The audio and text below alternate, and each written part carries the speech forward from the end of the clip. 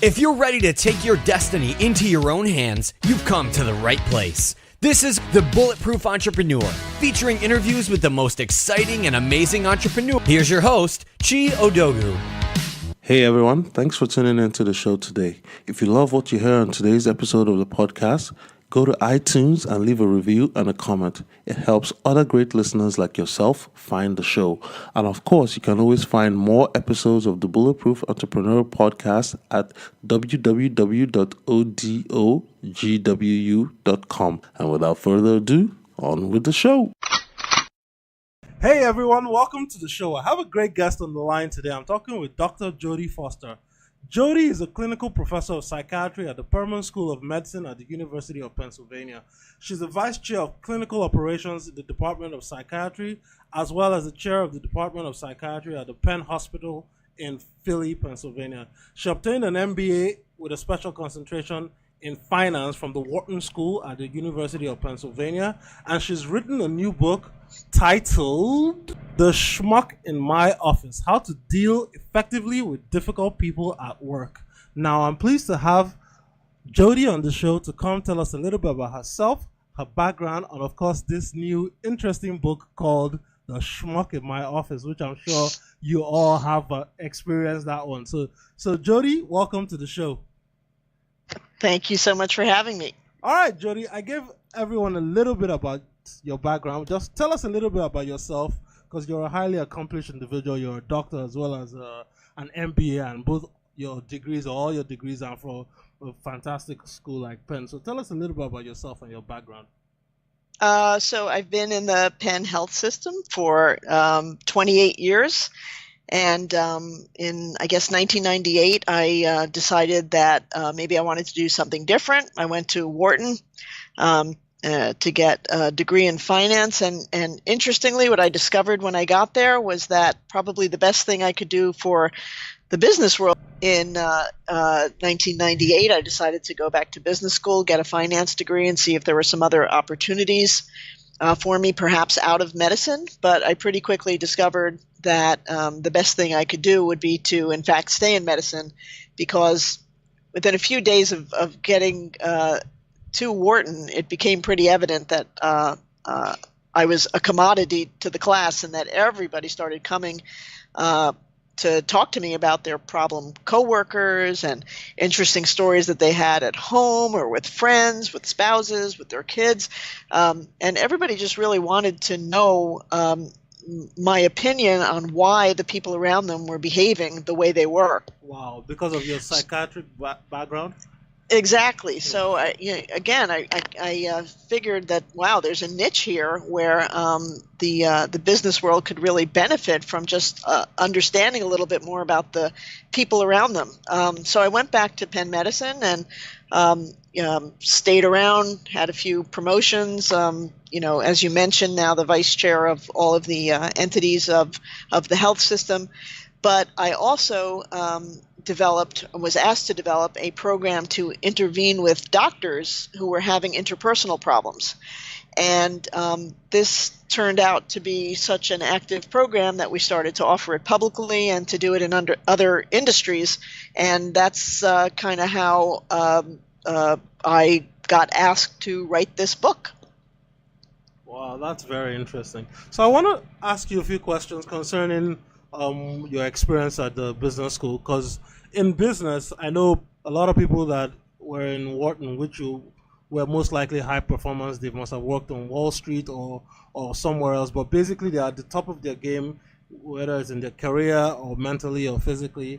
And then it's surprising to hear that these people who are the elite are still having interpersonal problems in their businesses and in their places of work.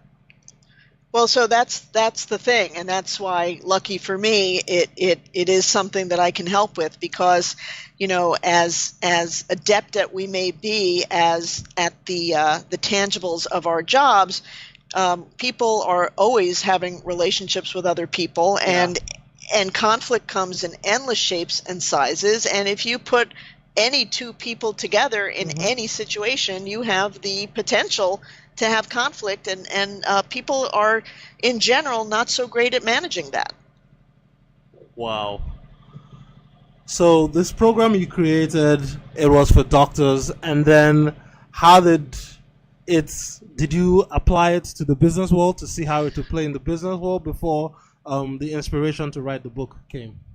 Well, so actually, right after Wharton, I developed a product with a partner to evaluate management teams for venture capital companies prior to investment. And to your earlier point, venture capitalists are fantastic at doing due diligence around, the tangibles of a new business opportunity, but they're not necessarily so great at evaluating the people that they are planning to invest in. Yeah. So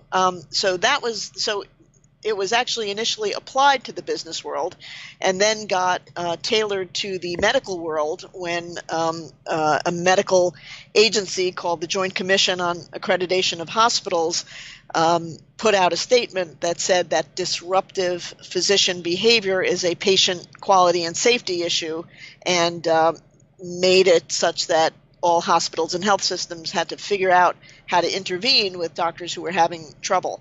So, like I said, this became so successful that we began to offer it publicly in other industries, and it was actually Wharton that did an alumni interview about this program. And within a couple of days of the publication of that article, I got a cold call from a publicity agent, a literary agent at William Morris, who asked me to write the book. Great. So you titled the book "The Schmuck in My Office." So now let's dive into that. So how would you define or describe a schmuck?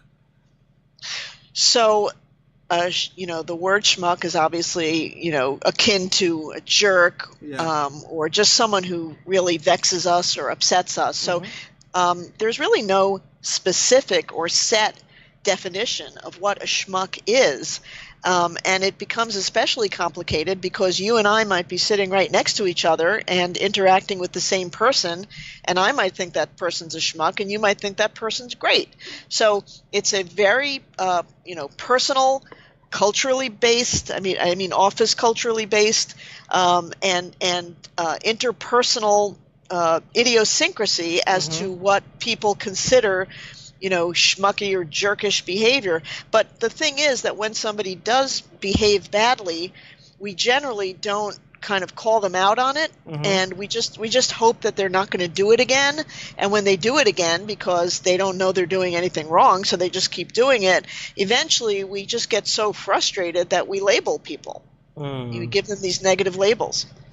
So what I understand from this is basically a schmuck is someone who exhibits disruptive behavior at the workplace, correct?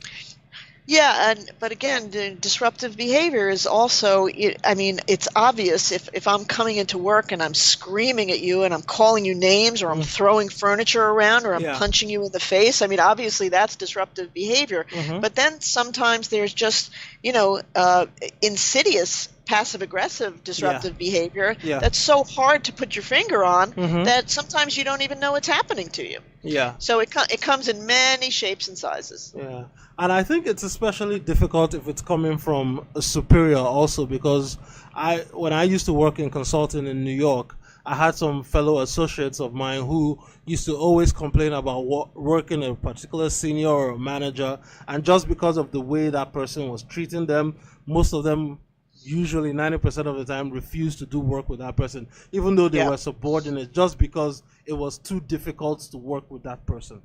Yep, that happens all the time, and it is difficult because when there's a power differential, and when your employment feels dependent on a particular person, it's much harder to think that you can give them feedback or intervene with them if they're behaving in a certain way. But I would argue that in most cases, you probably could give feedback.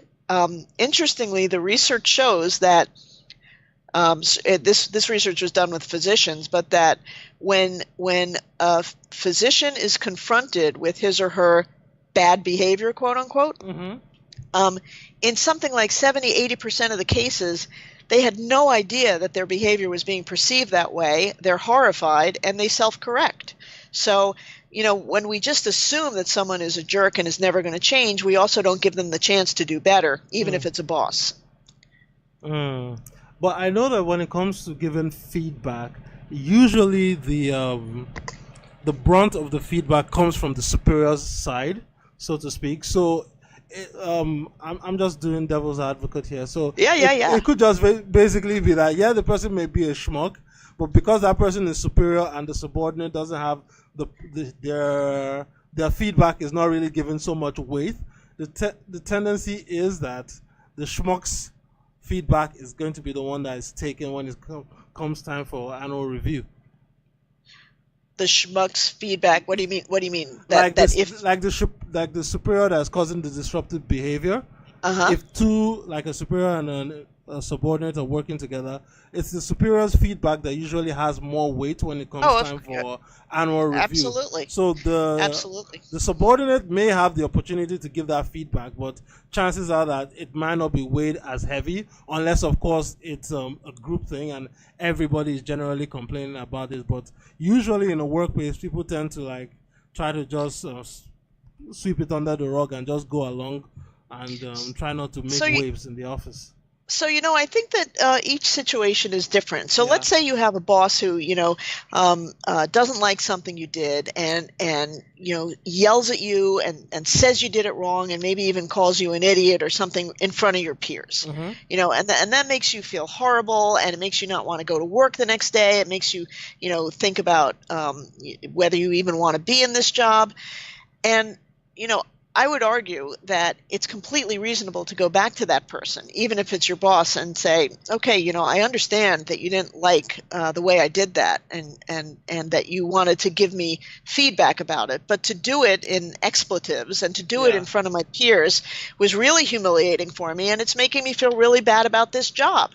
Now, I think that a boss should be able to hear that, and I think a lot of bosses can hear that. I also think that there are going to be situations, maybe not the majority of situations, but there's going to be times when you give it back to the boss like that, that they say, hey, this person has, this person's got a spine. This is someone who's brave enough to talk back to me. This is someone I can trust. This person's going to tell it to me how it is. So it really cuts both ways. And I think you have to gauge each situation.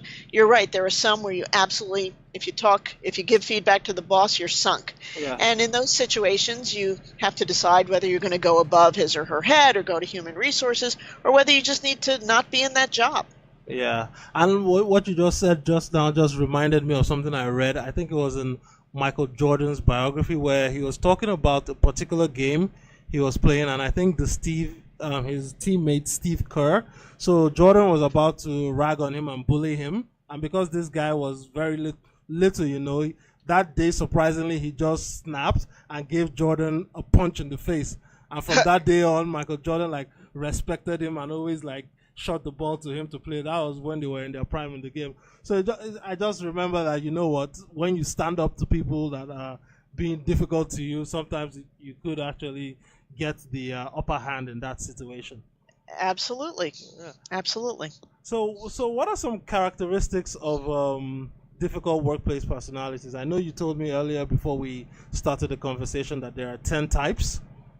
Well, according to me, there are 10 types. So it's the world according to me. Yeah. But I've been doing this work for, a good decade, at least formally, and for, decades before that. And what I have found is that, and again, I get hundreds and, if not thousands of stories about conflicts. And when you hear these stories over and over again, sometimes you can make some conclusions and categorizations and similarities. And it has been my observation that all of these stories that I hear about people getting into trouble with other people at work fall into these 10 particular types.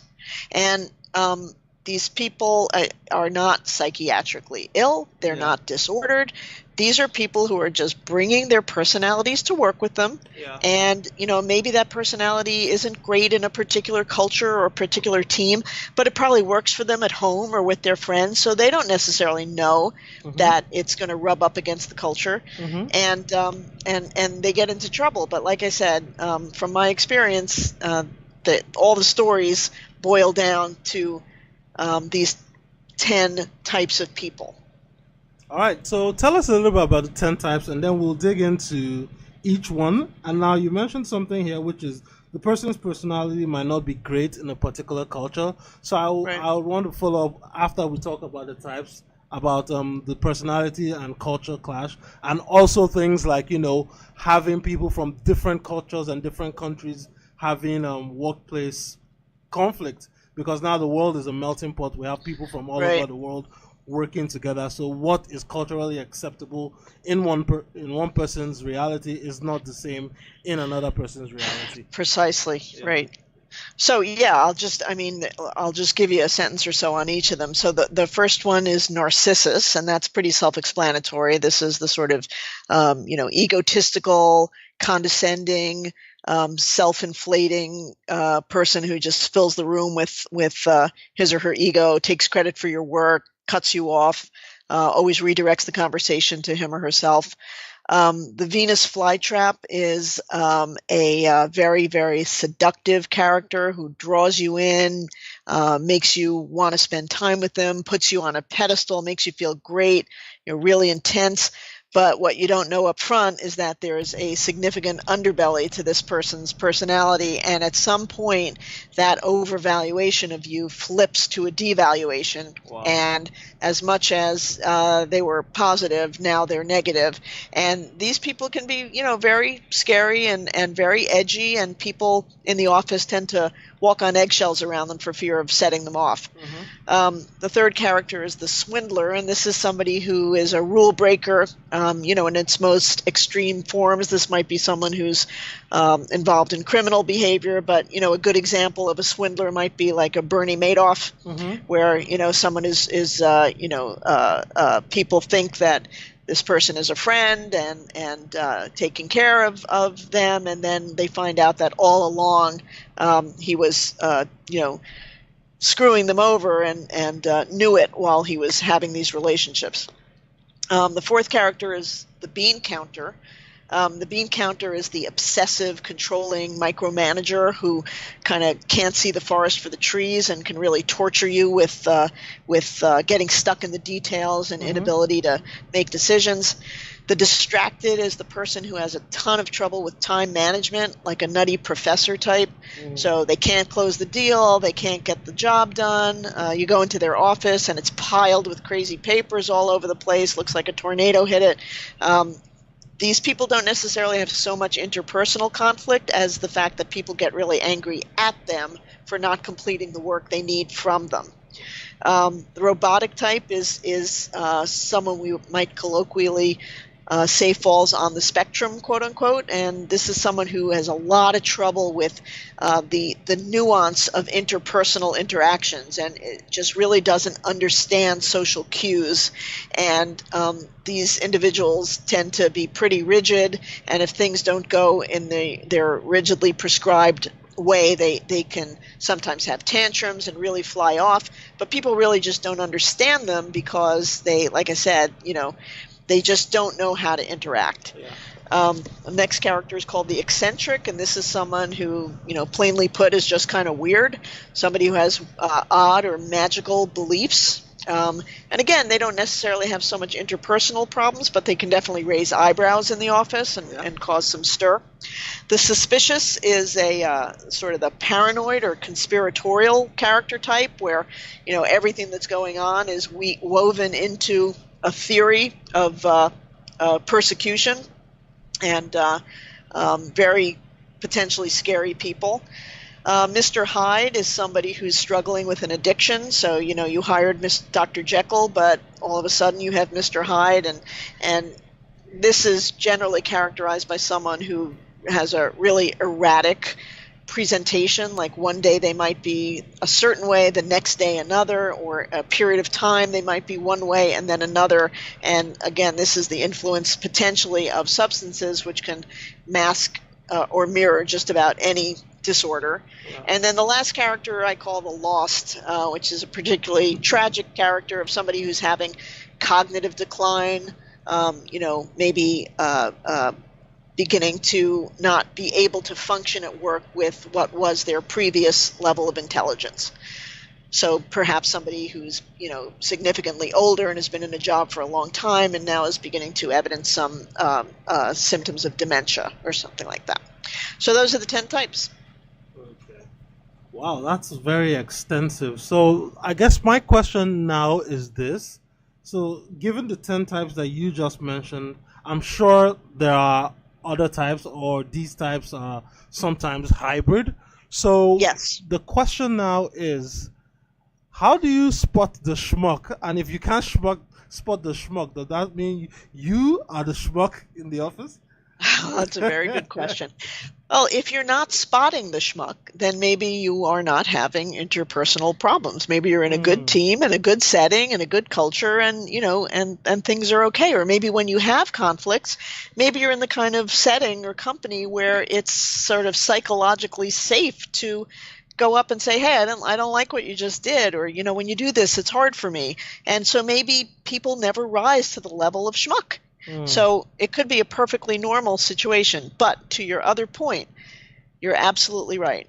If in workplace after workplace or situation after situation, everybody around you is wrong, or an idiot or a jerk, and you're always right, at some point you're going to have to hopefully notice that the common denominator in all these situations is you, and that perhaps you're the schmuck in the office. So what are some strategies for reducing workplace conflict? Because of course these personality types are very different, but if we are all aware of them, how can we start to kind of diffuse conflicts as they start to arise, or manage them? Right. That's a very good question. So in the book, each of the 10 types are described, and you're right, people very rarely fall into one bucket very neatly. It's often a hybrid, and the book describes particular strategies for each type that you might contend with. But there are some overarching conclusions or overarching principles that a person can think about that should help reduce the amount of conflict in the office. And so the first one, and probably the most important one, is that we need to accept that people don't set out to be disruptive in the office or anywhere. People, in other words, I'm asking people to take the malice out of the equation. People don't wake up in the morning and say, you know what, today I'm going to turn the office upside down. Today I'm going to be the biggest jerk that anyone ever met. It just doesn't work that way. And so when you take the malice out of the story, and instead it becomes more of a curiosity, like, wow, he was just really horrible. Why would he have acted that way? It just sort of slows it down and prevents you from just sort of jumping to anger. Another principle is that, as I mentioned, people's behavior can often be categorized. And once you have a sense of the ballpark that they're playing in, you can generally make assumptions about the way that they're going to handle situations. So people can be categorized by themes and their behaviors generalized. And to what you said a moment ago, what is disruptive in one culture may be perfectly acceptable in another culture. So it's really, really important for a team, an organization, or even individuals to lay out the rules of engagement. This is what we're about. This is what is acceptable here. Because if, a battle cry of many people who are called out on their disruptive behavior is, well, I didn't know that I wasn't allowed to act that way here. So the clearer you are, the better. And you should, when you identify something, you should call it out if you can, because early intervention on these matters is key. If someone's acting a certain way, they're usually going to act that way again, because people tend to, like I said, have personality traits. So when you are talking to somebody and telling them, something that you want to give them feedback about, it's really important to be concise and direct with them, because these are uncomfortable conversations. And if you use too many words, if you say too much, it's very easy for people to miss the message that you're trying to convey. and I guess one last thing is that when somebody's really getting under your skin and bothering you, another incredibly important thing to do is to, again, take a step back and say, wait a second, why is this bothering me so much? Yeah. And sometimes you'll find that it's, something maybe from your past or from a prior experience that you might be laying onto this person that's making it even worse than it has to be. Yeah, I quite agree with you there. And I know the main thing, especially dealing with conflict and different personality types, is that people just don't want to have the difficult conversations. Yes. It usually gets to the very last point where things have gotten so out of hand that maybe a separation is just the best way possible. So before it gets to that stage, how can the listeners on the show, people that are reading your book, start to think about having difficult conversations early, either subordinates raising it up to other managers to try and call in their boss directly, or some other type of way? So how can we start to get these conversations going? Because I believe dialogue is probably the best way to start resolving these issues before they become detrimental to the organization as a whole. Right, I couldn't agree with you more, and that's exactly where the title of the book came from. I can't tell you how many times I have picked up the phone with somebody calling me for a consult, and the first thing out of their mouth is, Jody, I should have called you 10 years ago. Yeah. I have this schmuck in my department. I have a jerk in my office, And again, like I said, we avoid it, and it festers like a virus. Mm-hmm. And then by the time we actually intervene, it is so far gone, and we are so angry that sometimes you're right. You almost can't go back from it.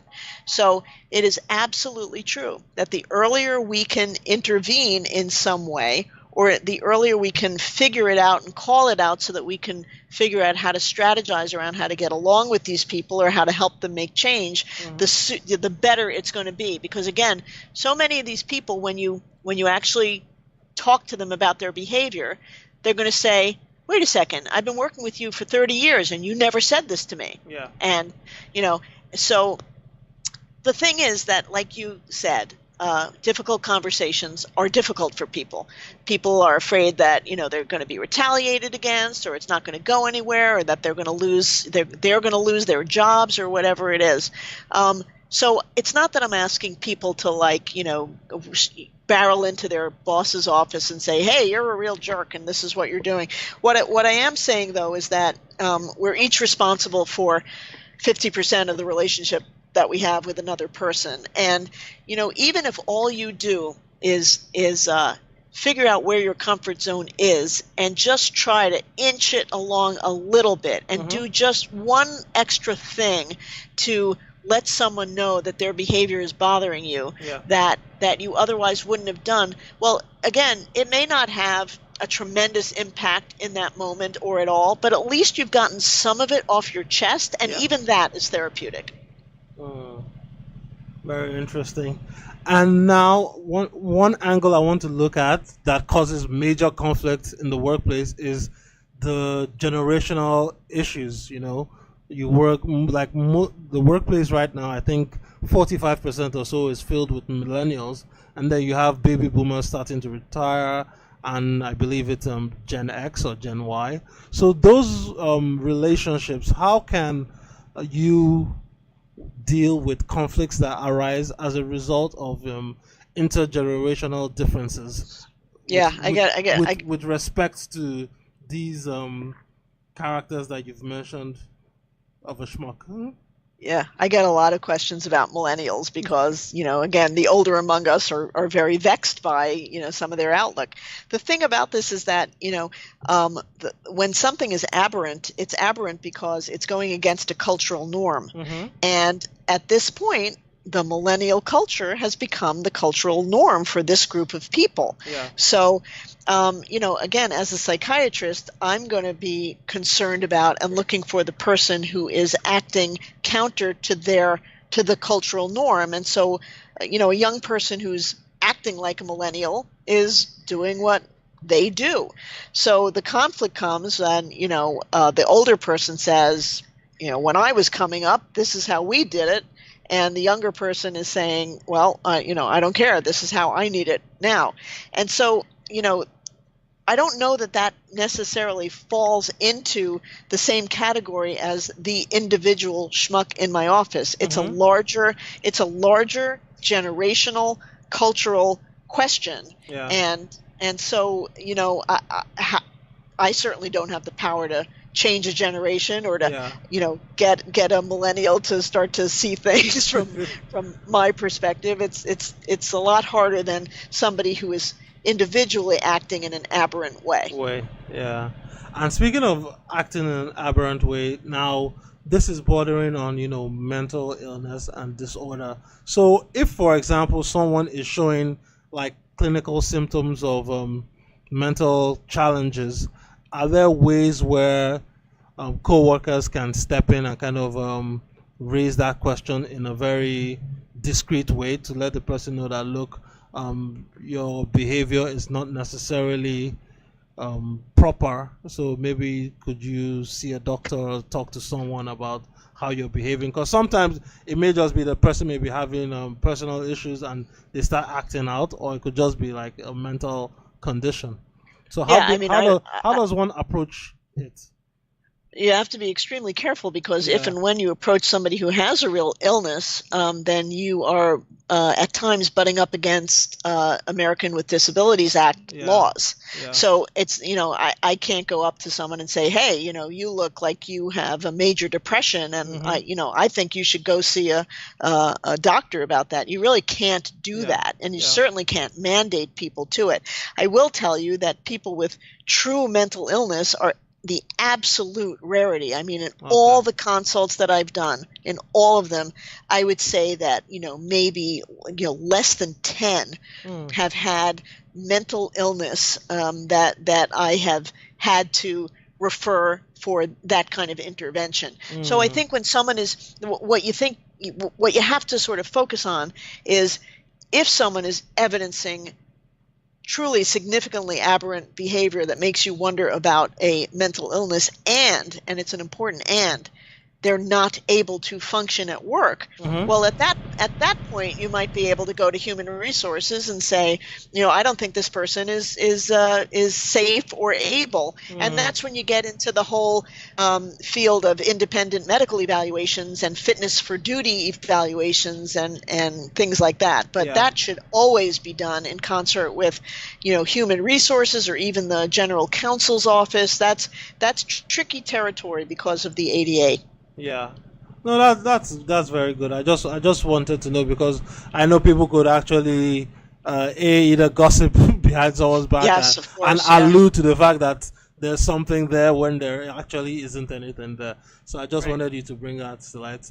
Wow, that's very, very interesting topic for today. So I just want to start winding down by asking you, so you've talked a lot about the different personality types, you talked about managing conflict. Now how can we build like thriving, emotionally intelligent workplaces that can reduce conflict and make it just a pleasurable place for people to come to work? Right. So I would say that the clearer you are about what you want your organization to be, let's say you're the CEO or it's your company, the clearer you are about what your value system is, what your mission is, what the culture is at this place. First of all, it allows people to, take a look in and say, oh, well, this is how they do it here. And that's not really how it is for me. So, you take someone who's incredibly rigid and structured and needs things to be a certain way, and then you put them in like, an office without walls where, everyone just sits on the floor. That's not going to work for them. Yeah. And so the clearer you are about who you are, the better people can decide whether or not to join your team. But once they are in, if something's coming up or conflicts are coming up or they're not a good match, the best thing you can do is to make it safe. Make it safe to say, this isn't working for me, or the way you just spoke to me felt disrespectful. Can we talk about that? It's in office settings where you really literally can't do that, you're kind of almost straitjacketed in what you are and aren't allowed to say, that's when things really, really fester. So as, safe and open an environment as you can make it, where people can get things off their chest so that they can keep, working at their highest level of productivity, that's going to make for the best possible workplace. Very cool stuff. So as we start to wind down, Jody, I just want to ask you a couple wrapping up questions, and then I'll let you go. So, okay, you've been in your particular job or in your company, for example, the University of Pennsylvania Health System, for quite a long time, over 28 years, correct? Yes. So, what got you excited to start working in Penn and doing what you do? And why have you done it so long in one place? So I have a little 11-year-old son, and one of the most important things I want to teach him is that, I don't particularly care what it is that he's interested and wants to pursue in his career, but I do want him to find what he loves and pursue it. And for me, I am lucky in that psychiatry has always felt like a calling for me, and so I've never had ambivalence about the subject matter that I work with. So number one, I love what I do. Yeah. Number two, Penn is a fantastic organization, and what I can say about Penn is that I actually, on the one hand, you can see that I've been sitting in the same place for 28 years, so I look like I'm a pretty sedentary person, but in fact, I get pretty agitated pretty quickly, and about every 2 or 3 years, I get really jumpy, like I need a change. And Penn has every time I've wanted something new, Penn has given me something new. Every time I've wanted to spread my wings, they've let me spread my wings. And so, I started out as a medical intern, and I certainly never expected to be chair of my department at Pennsylvania Hospital or vice chair of the whole system for psychiatry. But Penn has always just expanded with me, and I'm it's done what it has to do to keep me happy. That's pretty cool, and I wish all organizations could actually study and observe their high performance and their top players and say, hey, this person wants to spread their wings, let's make it comfortable for them to spread their wings and fly and be awesome at their job, and then they'll stay longer and they'll be happy, because of course the cost incurred when you get people leaving and coming is much higher than actually making somebody happy and making them want to stay in one place. So that's absolutely true. That's pretty awesome to hear that they were able to provide you with such a platform. So who are your heroes? Who do you look up to? Who do you admire? Who do you draw inspiration from? Wow, that's a hard question. I actually don't necessarily look to others for that. I try to get all of that from within myself. I'll tell you that, over the years, I've of course had mentors and people who have helped shape the way I think about things. But, it's very rare to find one person who is all things to you. So what I sort of discovered for myself in mentorship is that, I might have one person who is a mentor for me in one area, like let's say, I don't know, medication or interpersonal skills, whatever it is. But, maybe they fall short on some other areas that I don't admire quite as much. I've allowed that to be okay, and I've just tried to take the good stuff that I can take from that person. And I've done that, over with several people. So I used to joke that my mentor, quote unquote, was a bionic mentor because it was made up of different pieces of lots of different people. Yeah. I also think I actually believe it or not, I think that learning by negative example is incredibly powerful, and I've probably drawn a lot of lessons and inspiration from seeing people do it the wrong way. Yeah, I quite agree with you there. I mean, there's no benefit or there's no nobility or honor in actually learning from your own mistakes. I think it's much better to learn from other people's mistakes. and then use that lesson and grow. It doesn't have to be so expensive, and it doesn't have to all be born on you. So I quite agree with you there. And so I know you shared a joke with me earlier about you finding out that you have a little bit of Nigerian DNA in you. So I like to find out from you. So what are some of the fun stuff you do? Because of course you're a highly respected doctor. You have a MBA, and people will probably view you as a super serious lady that just go. But what are some things you do for fun, to hang out, to relax and chill? I think it's unbelievably important to have fun at work. So I don't know that people think I'm a particularly serious lady, because I'm always having or trying to have fun in the workplace, because I think that really helps the day go faster. But I also think that the way I look at my job is that when I'm at work, I'm working, and I put everything into it. And when I finish my workday, I'm off. I'm on vacation. So I take, I feel like I try to make every day a mini vacation.